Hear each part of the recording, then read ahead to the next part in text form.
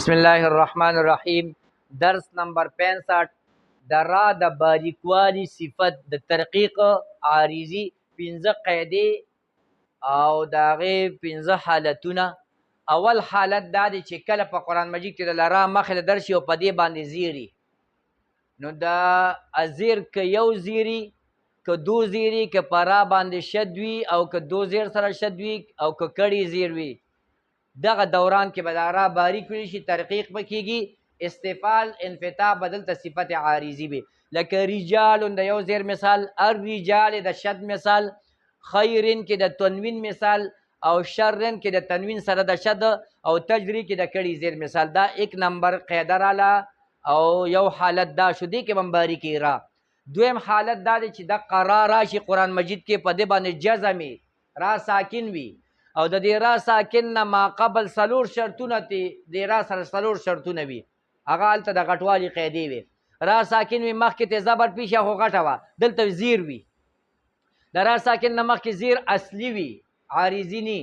د را ساکن نه مخکې زیر یوه کلمه کې وي، که دا شرطونه وسره وي او د دې را نه وروستو په یو کلمه کې غټ حروف مستعلیه هم نه راغلی، نو دغه دوران کې به دا را باریک ویلی شي، لکه فرعون. او که را ساکن نه مخکې زبر غټه ویلی شي، را ساکن نه مخکې زیر اصلي نه دی، عارضي دی، بیا هم غټه ده.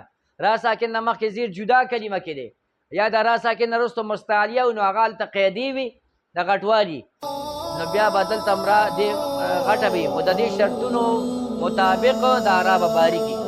درېیمه قاعده او حالت قرآن مجید کې چې را د درشي مخې له او په را باندې ته وقف وکړې او وقف بالاسکان وکړې، هغه را باندې زبر زیر پیشي، دو زیر دو پیشي، او هغه ته ساکن کې سکون عارضي پې راشي، اصلي نه.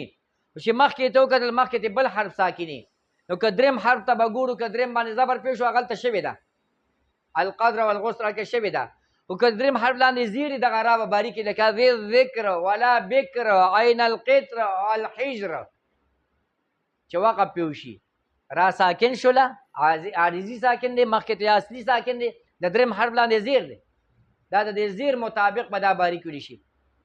څلورمه قاعده هم داسې ده چې را د وقف د وجې نه ساکن شي، وقف بالاسکان پې وکړې، زبر زیر پیشي پې او تی ساکن کې، او که د دې نه د مخکې وکته یا حرف ساکن و یا حرف یا ته ساکن وه، نو بیا به درېم حرف ته نه ګورې، که په درېم زبر یم دا به باریک وي. خیرین کې زبر دی په درېمه باریک پې وی، په وقف دوران کې خیر، قدیر، بصیر، کثیر، منیر، دا ټولو حالتو کې به دا را باریک ویلی شي. او پنځم حالت مجریها کې دا را به باریک ویلی شي. دلته پکې زمونږ د باریکوالي مطلب دی. مجریها دلته اماله شوې ده. اماله څه ته وي؟ زمونږ امام صاحب څو ځینو کې کړی دی، یو ځای کې کړې ده اماله وي جوکانا ته، خو دلته دغه مطلب نه دی. زبر او الف چې کله یا ته مایله شي، لږه را ټیټ شي وته، مجرې ری ری ری به نه وایې، ری لږ را ټیټ شو، د الف نم راښکته شو، یا ته هم پوره ونه رسېده، دغې ته ویلی شي. دا دلته د دغې مطلب نه، خو دلته زمونږ د باریکوالي مطلب دا را به هم باریک وایو. نو اوس تاسو ټول قرآن کې ولټوئ، هغه شپږ حالتونو کې را غټه ده، او په دې 15 حالتونو کې قیدو کې را باریک ده، او د دې نه علاوه اته ځینې داسې چې هلته را غټ هم ده او باریک ته، هغه دې وخت نه بیانوم.